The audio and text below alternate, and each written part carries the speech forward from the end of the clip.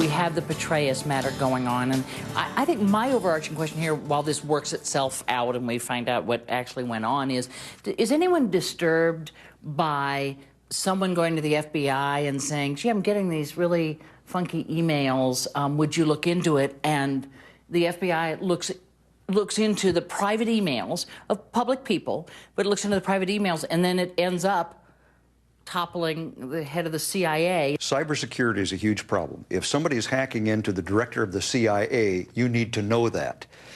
General Petraeus was the director of the CIA, and there was a question about his email accounts. The FBI is going to look into that, and they're going to try to determine, is something unauthorized happening here? Now, they stumbled upon something totally different. But to your question, no, I don't feel badly if the FBI is going to make sure that the director of the CIA is not being hacked into in an unauthorized John, fashion. that wasn't part of the original request. Petraeus, they stumbled across the Petraeus issue. When she complained there was no mention of Petraeus, I got to say, what surprises me is that these people are still sending emails. That goes to judgment. So I would say, I'm talking speculatively here. If these emails to Ms. Kelly in Florida were really threatening, I'm not concerned that the FBI has the capacity to make a baseline judgment. Is this a real problem that might do damage to this woman, and therefore we ought to at least do a preliminary investigation? I mean, think of that.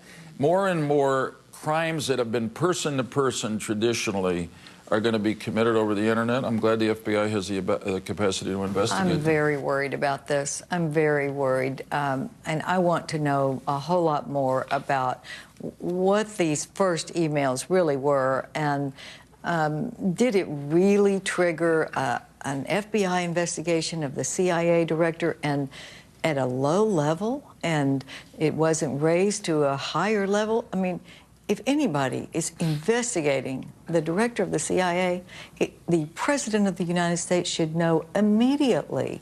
And I feel like, A, we don't know enough, and B, I have great concerns about a lot of the surrounding. Could I just correct maybe the way you said it? Nobody was investigating the director of the CIA.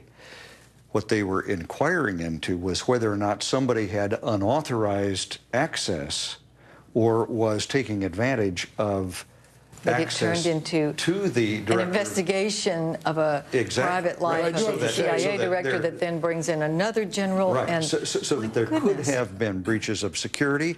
There could have been breaches of the director's private email accounts or public email accounts. But at what level were these decisions being made? I just think there needs to be a whole lot more. You're suggesting that there was some cover-up, the FBI was playing games, Kevin. I think we ought to be explicit about this. I'm troubled by the implications of your statement. I'm concerned. You're suggesting that something wasn't legitimate here, because that would trouble me. I'm suggesting that I have great concerns about the legitimacy. Excuse me, great concerns is kind of a weasel word. I mean, do you think something No, I don't think it's a weasel word. I trust the FBI to... A general who is very high in our military and the CIA director to all of a sudden have this kind of upheaval when it appears that the president didn't know until 2 months later?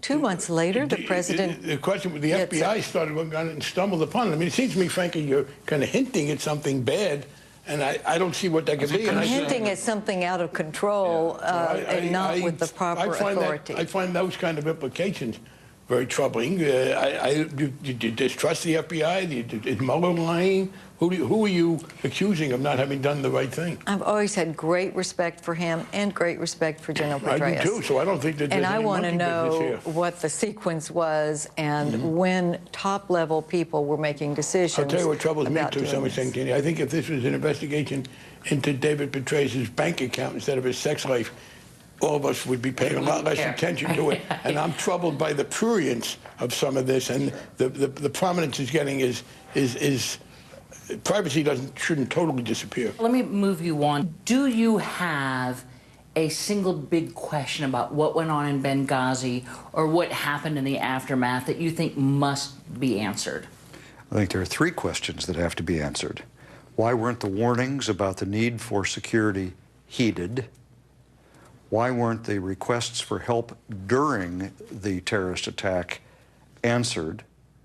And why did the administration think it had to cover up all of the things that occurred before by putting out to the American people a narrative that I think will turn out to be absolutely false? Congressman, do you have the same? No, well, I got to know the concerns? answers. First of all, I do think this, and I've been, shortly after I got into Congress, 280 Marines were killed in Lebanon on Ronald Reagan's watch, and he said, well, when you're fixing up the house, and there were delays in the construction.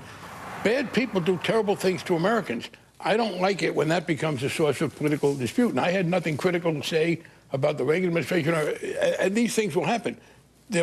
Americans are exposed all over the world because we have decided to be proactive in that way, and it's hard to protect everything. Given that, yes, I would like to look into it, but as to the narrative, if John is talking about saying it was a terrorist attack, that was pretty soon abandoned. I mean, saying it was that movie.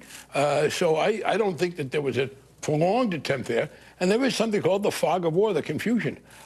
But yes, I would like us to know what happened so that we can maybe take better account of preventing it in the future. To me, there are three different kinds of questions about Benghazi. What happened before the attack, what happened during the attack, and what was said and decided after the attack. The most important one to me, as our Homeland Security Committee begins its own inquiry into this, is what happened before the attack. The painful question is, why didn't we provide more security for our mission there in Benghazi? And if we couldn't do it, maybe we should have closed the mission and taken the people to Tripoli where they were more safe. The other thing I think we're going to focus on as this goes on is I believe that the Defense Department, for instance, tried immediately to get help to our personnel on the ground in Benghazi. But help was far away. And it raises a question about whether the African command of the U.S. military ought to have more assets and personnel nearby on the ground. The third part about what happened afterward is obviously a real concern. I think particularly in fairness to Ambassador Rice, there ought to be the widest public airing of what led to her statements and others in the administration, particularly, obviously, if she's going to be nominated for Secretary of State or some other high office. But that's not an automatic no for you if she were to be nominated for Secretary of State. No, because first of all, I think she's had a distinguished career up until now. But secondly, I don't know. I don't feel that I know exactly what she was told before she went on TV that Sunday morning. And I think we ought to find out before we decide on whether she's a good or bad public servant. Senator Kyle used the term cover-up, correct? In terms of, like, afterwards saying, well, this all had to do with this videotape, and it had to do with this, there was a riot. Turns out there was no riot. It wasn't about the videotape. That was going on in Cairo. Do you worry that there's been a cover-up? I am very concerned about the fact that on September 11th this happened, and on September 20th the Senate was given a classified briefing, and they were still, the top-level people were still telling us the same thing. They were telling us things that they knew, that we even saw in the press, were not correct information. Now, Benghazi was a consulate. It wasn't a full embassy. And I think if we've learned one thing, it is that maybe we should close consulates and give the full protection to our ambassadors who are willing to risk this kind of upheaval. So I do think we need to go into this in depth.